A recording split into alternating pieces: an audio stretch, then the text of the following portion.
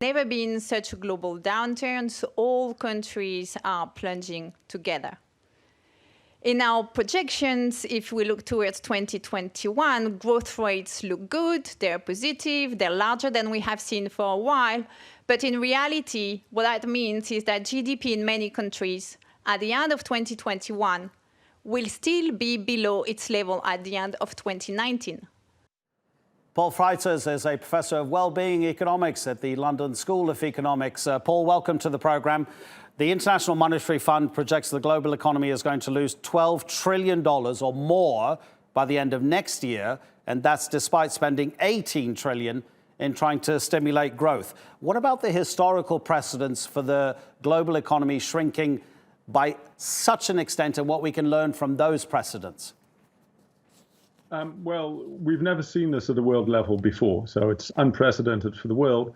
But I think that there are two examples in history that come closest. One is, of course, the Great Depression of the 1930s, and we all know what that led to. It also was a period of great inequality. It was, as now, a period in which lots of countries closed trades and closed borders to the other countries, and it was followed by a huge move to sort of alienate others, and it caused tremendous societal disruption. The second example that comes closest is probably the collapse of the Soviet Union in the 1990s in Eastern Europe, which was even larger when you think of this in GDP terms, but it was, of course, only part of the world. But that was a terrible period for that whole region, whereby you saw lots more suicides, you saw a reduction in life expectancy, you saw huge unemployment, you saw large segments of the population which basically were just left behind, particularly the elderly, who were not capable of changing what they'd spent their life on. So how do we recover?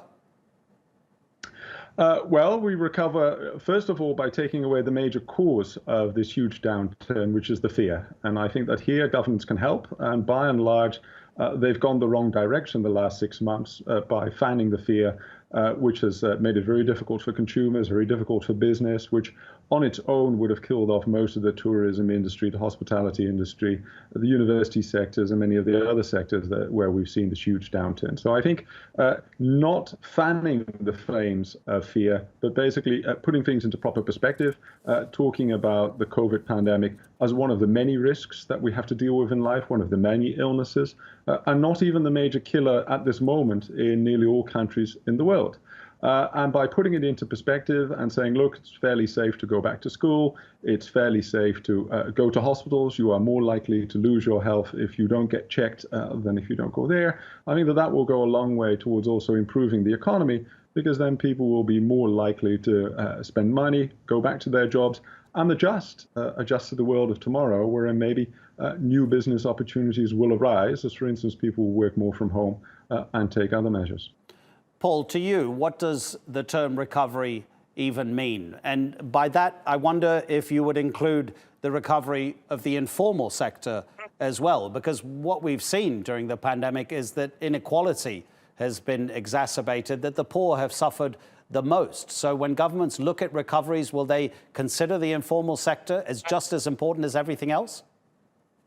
Look, I totally agree with the gist of your question, which is that the informal sector, and particularly in the developing world, is a major source for incomes for individuals, and that they've had a tremendous knock. Indeed, we see throughout the developing and the developed world that those hardest hit have been those at the bottom, because it's particularly their jobs which have been axed, and those people have not been given compensation either by the owners of their businesses or by governments. Now, when I think of recovery in a wide well-being sense. So that is particularly jobs as the main source of livelihoods for individuals.